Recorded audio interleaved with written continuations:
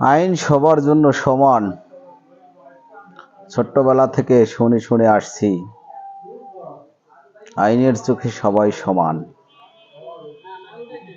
এই আইনের কাঠগড়ায় দাঁড়ালে রাজা ভিখারি সমান হয়ে যায়, অর্থাৎ অপরাধ যে করবে শাস্তি তার হবে,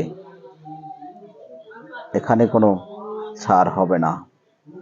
আরো একটা কথা শুনতাম, সেটা হচ্ছে হাকিম লড়ে তবু হুকুম লড়ে না, অর্থাৎ বিচারক নড়ে যাবে কিন্তু বিচার ঠিকই রয়ে যাবে। এখন দেখি কি আইন বলতে কিছু নেই, আইনের কোনো ভূমিকাই নেই। ক্ষমতা যার হাতে আইন তার হাতে। ক্ষমতাধারী উনি যা বলবেন সেটাই আইন।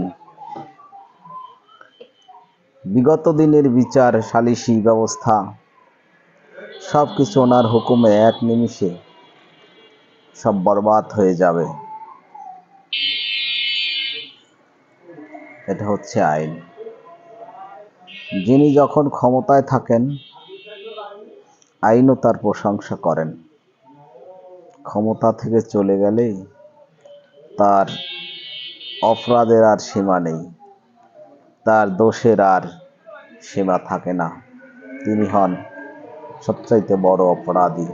আর যিনি ক্ষমতায় আসেন তার গুণকীর্তনের অভাব হয় না, তিনি এক পবিত্র মহা আত্মায় পরিণত হন। তিনি নেমে আসেন আকাশ থেকে নিষ্পাপ ফেরেশতার রূপে। যতদিন তিনি ক্ষমতায় থাকেন ততদিন সব কিছু তার কাছে বৈধ। তিনি হত্যা করলেও সেটা বৈধ, রক্তপাত করলে বৈধ, চুরি করলে বৈধ। তিনি যা কিছু করবেন তখন সেটা হয় কল্যাণকর। ক্ষমতা থেকে চলে গেলে দেখা যায় তার কৃতকর্ম কি। এবং পরবর্তী ক্ষমতাধারী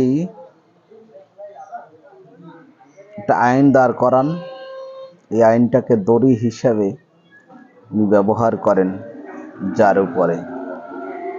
যার উপরে খুশি এই দড়িটাকে ব্যবহার করতে পারেন। তখন আইনটা হয়ে যায় ক্ষমতাধারীর হাতের লাঠি, হাতের কাঠি, হাতের দড়ি, হাতের ছড়ি ইত্যাদি। আর এই আইনের দোহাই দিয়ে মানুষ কত কথা বলে, কত গীত গায়, কত গল্প শুনি এই আইন নিয়ে।